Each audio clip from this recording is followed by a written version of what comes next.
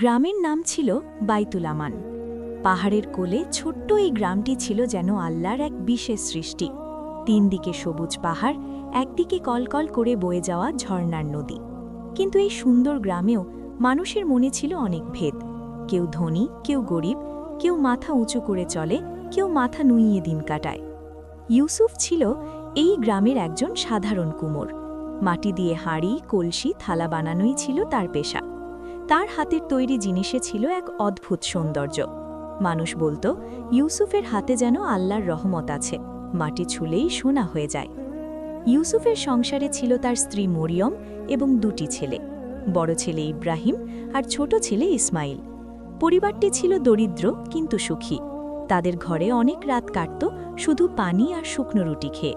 কিন্তু সেই রুটিতেও ছিল জানে মধুর স্বাদ, কারণ প্রতিটি লোকমা তোলার আগে ইউসুফ গভীর বিশ্বাসের সাথে বলতো বিসমিল্লাহির রহমানির রহিম। ইউসুফের এই একটি বিশেষ অভ্যাস ছিল যা তাকে গ্রামের বাকি সবার থেকে আলাদা করে রাখত। সকালে ঘুম থেকে উঠে বিসমিল্লা, মাটির চাকা ঘোরানোর আগে বিসমিল্লা, হাতে কাদামাটি নেওয়ার সময় বিসমিল্লা, এমনকি ঘরের দরজা খোলার সময়ও তার মুখে থাকত সেই পবিত্র বাক্য। তার বিশ্বাস ছিল আল্লাহর নামে শুরু করা প্রতিটি কাজে শয়তান ঢুকতে পারে না এবং সেই কাজে নেমে আসে আসমানি বরকত। তার ছেলেরাও বাবার কাছ থেকে এই অভ্যাস পেয়েছিল। ছোট ইসমাইল একদিন জিজ্ঞেস করেছিল, আব্বা, বিসমিল্লা বললেই কি সব কাজ ভালো হয়ে যায়? ইউসুফ তখন ছেলেকে বুকে টেনে নিয়ে বলেছিল, বাবা, বিসমিল্লা মানে হলো আমি আল্লাহকে বলছি যে এই কাজটি আমি একা করছি না, তুমি আমার সাথে আছো। আর যখন আল্লাহ সাথে থাকেন তখন দুনিয়ার কোনো শক্তি কাজের ক্ষতি করতে পারে না। গ্রামের মাঝখানে ছিল এক বিশাল পাকা বাড়ি, ইটের দেওয়াল, কাঠের খিলান আর সামনে বিশাল আঙিনা। এই বাড়ির মালিক ছিলেন হারুন বিন মাসুদ, গ্রামের সবচেয়ে বড় ব্যবসায়ী। তার গুদাম ঘরে থাকত গম, চাল, তেল আর নানা রকম মালামাল। তিনি এই সব মাল বিক্রি করে প্রচুর সম্পদ গড়েছিলেন। কিন্তু হারুনের চরিত্রে ছিল এক বড় দুর্বলতা। সে ছিল অহংকারী, কপট এবং সুবিধাবাদী। হারুন বিশ্বাস করত তার সম্পদ তার নিজের মেধার ফল। আল্লাহর দেবা রিজিকের ধারণাটি তার কাছে ছিল দুর্বল মানুষের সান্ত্বনার গল্প মাত্র। সে প্রায়ই ইউসুফকে দেখে মনে মনে উপহাস করত। একদিন বাজারের মাঝে ইউসুফ তার কলসিগুলো সাজিয়ে রেখেছিল। হারুন পাশ দিয়ে যেতে যেতে দাঁড়িয়ে পড়ল এবং বলল, ওহে কুমোর, সারাদিন মাটি ঘেটে কতটুকু উপার্জন হয় তোমার? আর তুমি নাকি সব কাজে বিসমিল্লা পড়ো। এই বিসমিল্লা কি তোমার হাড়ি বেশি দামে বিক্রি করিয়ে দেয়? ইউসুফ শান্তভাবে মাথা তুলে বলল, জনাব, আমার হাড়ির দাম হয়তো বেশি হয় না, কিন্তু যে হাড়িতে বিসমিল্লা বলে মাটি ছোঁয়া হয়েছে সেই হাড়িতে রান্না করা খাবার আমার পরিবারকে তৃপ্তি দেয়। আপনার 1000 টাকার খাবারে যে শান্তি নেই, আমার 1 টাকার রুটিতে সেই শান্তি আছে। এটাই বিসমিল্লার বরকত। হারুন বিরক্ত হয়ে চলে গেল, কিন্তু তার মনে ইউসুফের এই কথাগুলো একটা বিরক্তির কাঁটার মতো বিঁধে রইল। সে ঠিক করল কোনো একদিন এই সহজ সরল কুমোরকে এমনভাবে ভাসাবে যে সে আর মাথা উঁচু করে দাঁড়াতে পারবে না। তখন দেখা যাবে তার বিসমিল্লার বরকত কোথায় যায়। সুযোগ আসতে বেশি দেরি হল না। একদিন গ্রামে এলেন এক বিখ্যাত পরিব্রাজক, নাম তার শায়েখ তাহির। তিনি দূর দেশ থেকে হেঁটে আসছিলেন এবং পথে অসুস্থ হয়ে পড়েছিলেন। গ্রামের মানুষ তাকে সাদরে গ্রহণ করল। শায়েখ তাহিরের কাছে ছিল একটি চামড়ার থলে। সেই থলেতে ছিল তার জীবনের সঞ্চয়, 50টি স্বর্ণমুদ্রা এবং একটি পুরনো কোরআনের পাণ্ডুলিপি যা তিনি নিজ হাতে বহু বছর ধরে লিখেছিলেন। শায়েখ বললেন, আমি সুস্থ না হওয়া পর্যন্ত এই থলেটি কারো কাছে আমানত রাখতে চাই। আমাকে এমন কাউকে দেখাও যার ওপর পূর্ণ ভরসা করা যায়। গ্রামের মানুষ এক বাক্যে বলল, ইউসুফ কুমোরের কথা বলুন, সে সৎ মানুষ। শায়েখ তাহির ইউসুফের কাছে গেলেন। ইউসুফ বিসমিল্লা বলে তার হাত থেকে থলেটি গ্রহণ করল এবং বলল, হুজুর, এই আমানত আমার কাছে রইল। আল্লাহর কসম করে বলছি, যতক্ষণ আমার বুকে প্রাণ আছে এই আমানত আমি রক্ষা করব। ইউসুফ বাড়ি ফিরে মরিয়মকে থলেটি দেখালো। মরিয়ম জিজ্ঞেস করল, এত সম্পদ ঘরে রাখব কোথায়? ইউসুফ বলল, আমাদের কুয়োর পাশে পাথরের দেওয়ালে একটা গভীর ফাটল আছে, সেখানে পাথরের আড়ালে রেখে দাও, কেউ ভাবতেও পারবে না। মরিয়ম বিসমিল্লা বলে থলেটি পাথরের ফাটলে রেখে সামনে একটি বড় পাথর সরিয়ে ঢেকে দিল। ইউসুফ বলল, এই আমানত আমাদের পরীক্ষার বস্তু, আল্লাহ দেখছেন। কিন্তু হারুনের চোখ ছিল সব জায়গায়। তার এক বিশ্বস্ত চর সব কিছু দেখেছিল। সে হারুনকে এসে সব জানালো। হারুনের চোখ চকচক করে উঠল। সে এক মতলব বাঁটল। সেই রাতে হারুন নিজেই কাউকে না জানিয়ে গভীর অন্ধকারে ইউসুফের বাড়ির পাশে গেল। কুয়োর পাশের পাথর সরিয়ে থলেটি বের করল। থলে থেকে স্বর্ণমুদ্রাগুলো সরিয়ে নিল, কিন্তু পাণ্ডুলিপিটি রেখে দিল, কারণ সেটার কোনো মূল্য তার কাছে ছিল না। তারপর থলেটি আবার ফাটলে রেখে পাথর ঢাকা দিয়ে চলে গেল। পরদিন সকালে শায়েক তাহির সুস্থ হয়ে ইউসুফের কাছে এলেন। ইউসুফ খুশি মনে বলল, হুজুর, আলহামদুলিল্লাহ, আপনি সুস্থ হয়েছেন, এক্ষুনি আনছি। সে কুয়োর পাশে গেল এবং বিসমিল্লাহ বলে পাথর সরিয়ে থলেটি বের করল। ঘরে এসে শায়েকের হাতে দিল। শায়েক থলে খুলতেই তার মুখ মলিন হয়ে গেল। তিনি বললেন, ভাই ইউসুফ, স্বর্ণমুদ্রাগুলো নেই, শুধু পাণ্ডুলিপিটি আছে। ইউসুফের পায়ের নিচে মাটি সরে গেল। সে থলের ভেতর হাত ঢুকিয়ে দেখল, সত্যিই শুধু পাণ্ডুলিপি, 50টি স্বর্ণমুদ্রা নেই। তার চোখে অন্ধকার নেমে এলো। সে বলল, হুজুর, আমি নিজে এটি রেখেছিলাম, আমি শপথ করে বলছি আমি ছুঁইনি। কিন্তু ততক্ষণে হারুন কোথা থেকে যেন উপস্থিত হয়ে গেল। সে চিৎকার করে বলল, এই গরিব কুমোর তোমার সোনার লোভ সামলাতে পারেনি হুজুর। গ্রামের মানুষ এসে জড়ো হল।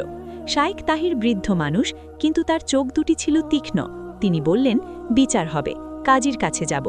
কাজী সাহেব বিষয়টি শুনলেন এবং রায় দিলেন, 3 দিনের মধ্যে যদি ইউসুফ 50টি স্বর্ণমুদ্রা ফেরত দিতে না পারে, তাহলে তাকে চোর সাব্যস্ত করে গ্রাম থেকে বিতাড়িত করা হবে এবং তার কুমোরখানা বাজেয়াপ্ত করা হবে। ইউসুফ কাঁদতে কাঁদতে বাড়ি ফিরল।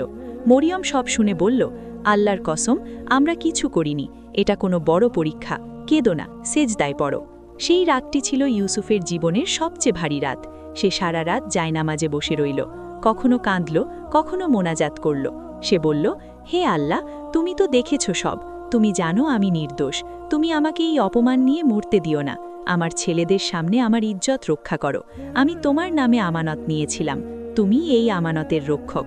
পরদিন সকালে মরিয়ম বলল, ঘরে আটা নেই, বাচ্চারা ক্ষুধার্ত, তুমি বাজারে যাও, যা আছে তাই দিয়ে কিছু এনো। আল্লাহ তাওয়াক্কুলকারীকে কখনো ফেলেন না। ইউসুফের হাতে মাত্র কয়েকটি দিরহাম ছিল। সে বাজারের দিকে রওনা দিল, মনে তার ঝড়, কিন্তু ঠোঁটে বিসমিল্লা। বাজারে যাওয়ার পথে নদীর ধারে হাঁটতে হয়। ইউসুফ হাঁটতে হাঁটতে দেখল, নদীর কিনারে একটা ছেলে বসে কাঁদছে। ছেলেটির বয়স বড়জোর 12-13 বছর। ইউসুফ থামল, জিজ্ঞেস করল, কি হয়েছে বাবা? ছেলেটি বলল, আমি পাথর কুড়িয়ে বাজারে বিক্রি করি। আজ সকালে পাথর নিয়ে নদী পার হতে গিয়ে পড়ে গেছি, সব পাথর ভেসে গেছে, এখন খালি হাতে ফিরলে বাড়িতে মার খাবো। ইউসুফ তার কথা শুনে ভাবল, নিজের বিপদের মধ্যেও আরেকজনের কষ্ট দেখতে হবে। সে বলল, কাঁদিস না, চল আমার সাথে, নদীর ধারে অনেক পাথর পড়ে আছে, কুড়িয়ে নে। দুজনে মিলে নদীর ধারে পাথর কুড়াতে লাগল। ছেলেটি একটা বড় চকচকে পাথর তুলে বলল, এই পাথরটা অন্যরকম দেখতে, ভারীও বেশি। ইউসুফ পাথরটা হাতে নিল। সত্যি এটা অন্যরকম, রংটা নীলাভ এবং একটু স্বচ্ছ। ইউসুফ কুমোর মানুষ, পাথর চেনে। সে আরেকটু ভালো করে দেখল, তার বুক ধক করে উঠল। এটা কি নীলা পাথর, বিরল খনিজ পাথর যা রাজদরবারে চড়া দামে বিকে? ইউসুফ বলল, বাবা, এই পাথরটা তুই বাজারে নিয়ে যাস না, এটা আমাকে দে, এর বদলে আমি তোকে 10টি দিরহাম দেব। ছেলেটি অবাক হয়ে রাজি হল। ইউসুফ তার হাতের শেষ দিরহামগুলো ছেলেটিকে দিয়ে পাথরটি নিল। বাড়ি ফিরে সে পাথরটা মরিয়মকে দেখালো। মরিয়ম বলল, এটা কি? ইউসুফ বলল, আমার মনে হচ্ছে এটা নীলা, কিন্তু নিশ্চিত না, আমাকে শহরে যেতে হবে, কিন্তু শহর অনেক দূর আর বিচারের দিন এগিয়ে আসছে, সময় নেই। সেই বিকেলে ইউসুফ পাথরটা হাতে নিয়ে বসে রইল। সে বিসমিল্লা বলে পাথরটার দিকে তাকালো এবং মনে মনে বলল, হে আল্লাহ, তুমি জানো আমার অবস্থা, এই পাথর যদি কিছু হয় তো তুমি কোনো রাস্তা করে দাও। ঠিক সেই সময় বাইরে থেকে ডাক পড়ল, একজন বণিক আসছেন শহর থেকে, পাথর ও রত্নপাথর কিনতে। তার নাম আবুল ফারা, তিনি এই গ্রাম দিয়ে যাচ্ছিলেন। ইউসুফের ছেলে ইব্রাহিম দৌড়ে এসে বলল, আব্বা, বাইরে এক বণিক বলছেন তার নাকি পানির পিপাসা পেয়েছে, কোনো সৎ মানুষের বাড়িতে পানি খেতে চান। ইউসুফ বাইরে গেল, বণিককে ভেতরে আনলো, ঠান্ডা পানি দিল। দুজনে কথা বলতে বলতে ইউসুফ পাথরটা দেখালো। বণিক আবুল ফারা পাথরটা হাতে নিতেই তার চোখ বড় হয়ে গেল। তিনি বললেন, ভাই, এটা কোথায় পেলেন? এটা তো নীলকান্ত মণি, বিরল পাথর, রাজার হেরেমে এর দাম হবে কয়েক শো স্বর্ণমুদ্রা। ইউসুফের হাত কাঁপতে লাগলো। সে বলল, আমি নদীর ধারে এক ছেলের কাছ থেকে 10 দিরহামে কিনেছি। বণিক বললেন, আমি এটা 100 স্বর্ণমুদ্রায় কিনতে চাই। ইউসুফ কাঁদতে কাঁদতে বলল, আলহামদুলিল্লাহ, আল্লাহ রাব্বুল আলামিনের শুকরিয়া। তিনি বললেন, আপনি শুধু 50টি স্বর্ণমুদ্রা দিন, বাকিটা রাখুন, কারণ আমার এই মুহূর্তে 50টাই দরকার। বণিক অবাক হয়ে জিজ্ঞেস করলেন, ঘটনা কি? ইউসুফ সব খুলে বলল। বণিক বললেন, তুমি এক অসাধারণ মানুষ, নাও 50টি স্বর্ণমুদ্রা, আর বাকি 50টিও নাও। তোমার মতো মানুষ আল্লাহর রহমতের হকদার। এবার পরদিন বিচারের দিন এলো। সূর্য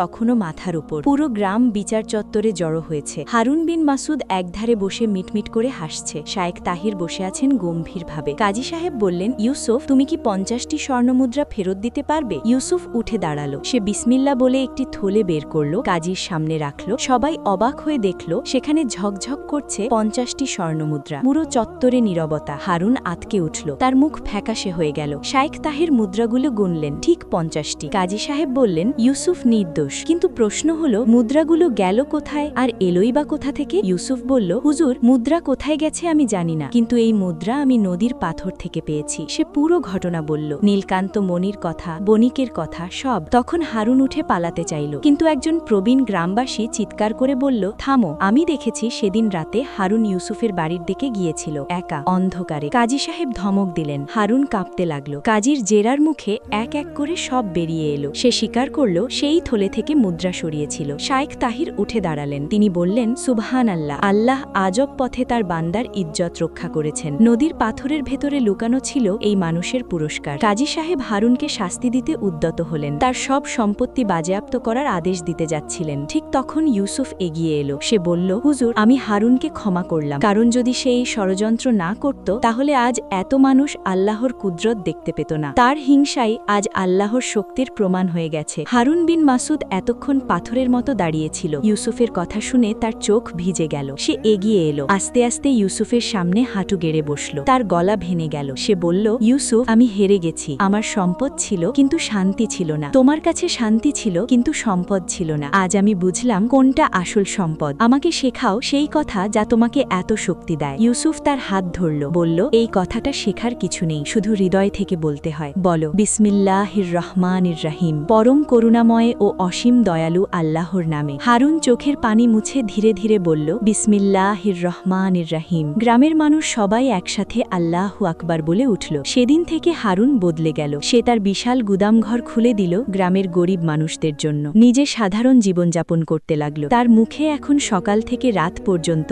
শোনা যায় সেই পবিত্র বাক্য। শায়েখ তাহির যাওয়ার আগে ইউসুফকে বললেন, ভাই, তুমি আমার মুদ্রা রক্ষা করেছ, আর আল্লাহ তোমার ইজ্জত রক্ষা করেছেন। এই পাণ্ডুলিপিটি তোমাকে দিয়ে যাচ্ছি। এটা আমার হাতে লেখা কোরআনের একটি সূরার অংশ। এতে আল্লাহর নামের মহিমা লেখা আছে। তোমার সন্তানদের পড়াও। ইউসুফ কাঁদতে কাঁদতে পাণ্ডুলিপিটি গ্রহণ করল, বিসমিল্লাহ বলে। সেই গ্রাম আজও হয়তো আছে পাহাড়ের কোলে, হয়তো নেই, কিন্তু সেই শিক্ষা আজও বেঁচে আছে প্রতিটি মুমিনের হৃদয়ে। নদীর পাথরে যে রত্ন লুকিয়ে থাকে, সেই রত্ন শুধু সেই খুঁজে পায় যে আল্লাহর নামে পথ চলে। বিসমিল্লাহ হলো সেই চাবিকাঠি যা বন্ধ দরজাগুলো খুলে দেয়। এমন দরজা যার কথা মানুষ স্বপ্নেও ভাবে না। যে কাজের শুরুতে আল্লাহর নাম নেওয়া হয়, সেই কাজে অকল্যাণ আসতে পারে না। আর যে মানুষ বিসমিল্লাহ বলে পথে নামে, আল্লাহ নিজে তার পথ তৈরি করে দেন। আসসালামু আলাইকুম ওয়া রাহমাতুল্লাহ। আমাদের ভিডিওগুলো যদি আপনার হৃদয় স্পর্শ করে, তাহলে অনুগ্রহ করে একটি লাইক, আপনার মূল্যবান মতামত দিয়ে কমেন্ট করে এবং সওয়াবের অংশীদার হতে শেয়ার করুন। আর নিয়মিত পেতে ইসলামিক গল্প,